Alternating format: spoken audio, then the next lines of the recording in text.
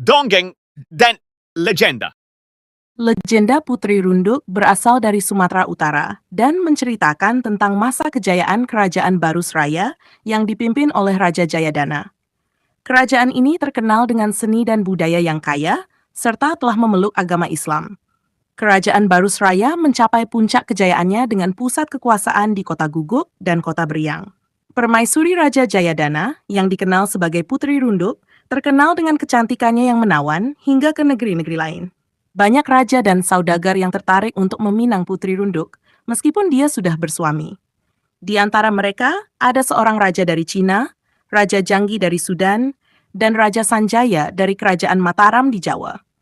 Ketika Kerajaan Mataram menyerang Kerajaan Barusraya untuk merebut Putri Runduk, pertempuran besar pun terjadi.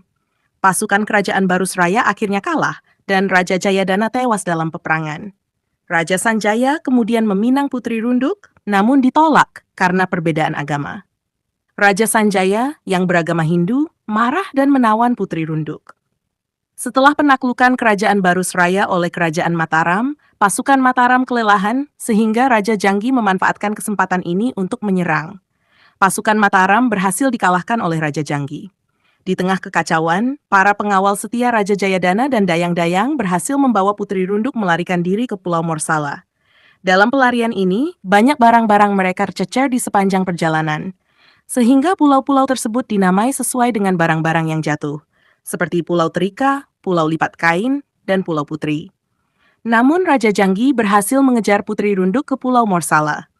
Saat sudah berhadap-hadapan, Putri Runduk melawan dengan tongkat bertuah akar bahar, namun tidak berhasil melawan kekuatan Raja Janggi.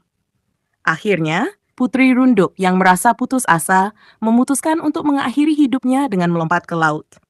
Ia lebih memilih menghilang di tengah lautan daripada harus dikuasai oleh Raja Janggi. Kejadian ini disaksikan oleh pembantunya, Si Kambang Bandahari, yang kemudian meratap sedih atas kematian Putri Runduk dan kejayaan Kerajaan Barusraya yang hilang. Legenda ini menjadi cerita rakyat yang diwariskan dari generasi ke generasi, menggambarkan kecantikan, keberanian, dan nasib tragis Putri Runduk, serta kejayaan runtuhan Kerajaan Barusraya. Si Kambang Bandahari, yang menjadi saksi atas nasib tragis Putri Runduk, terus meratap sepanjang hari dan malam. Ratapan ini menjadi simbol dari kehancuran Kerajaan Barusraya dan kehilangan seorang putri yang begitu dikagumi. Ratapan tersebut menggema di seluruh wilayah, mengingatkan masyarakat akan masa kejayaan yang pernah mereka alami. Cerita tentang Putri Runduk tidak hanya berakhir di sana. Beberapa masyarakat percaya bahwa arwah Putri Runduk masih bersemayam di laut, menjaga wilayah yang dulu merupakan bagian dari Kerajaan Barusraya. Mitos-mitos tentang kemunculan Putri Runduk di tengah lautan masih diceritakan oleh para nelayan dan penduduk setempat, yang percaya bahwa ia hadir untuk melindungi mereka dari mara bahaya. Legenda Putri Runduk juga memberikan pelajaran tentang keberanian dan kesetiaan. Meskipun dalam situasi yang sangat sulit, Putri Runduk memilih untuk mempertahankan martabatnya dan agamanya hingga akhir hayat. Si Kambang Bandahari, yang setia hingga akhir, menjadi contoh dari loyalitas yang tak tergoyahkan kepada majikannya. Pulau-pulau yang dinamai berdasarkan barang-barang yang jatuh selama pelarian Putri Runduk kini menjadi tempat yang penuh dengan sejarah dan kenangan. Nama-nama seperti Pulau Terika, Pulau Lipat Kain, dan Pulau Putri mengingatkan masyarakat akan cerita ini, menjadikannya bagian tak terpisahkan dari identitas budaya mereka.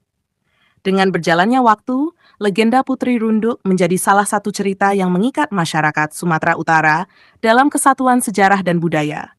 Cerita ini terus diceritakan dari generasi ke generasi, memastikan bahwa keberanian, kecantikan, dan kesedihan Putri Runduk tidak akan pernah dilupakan.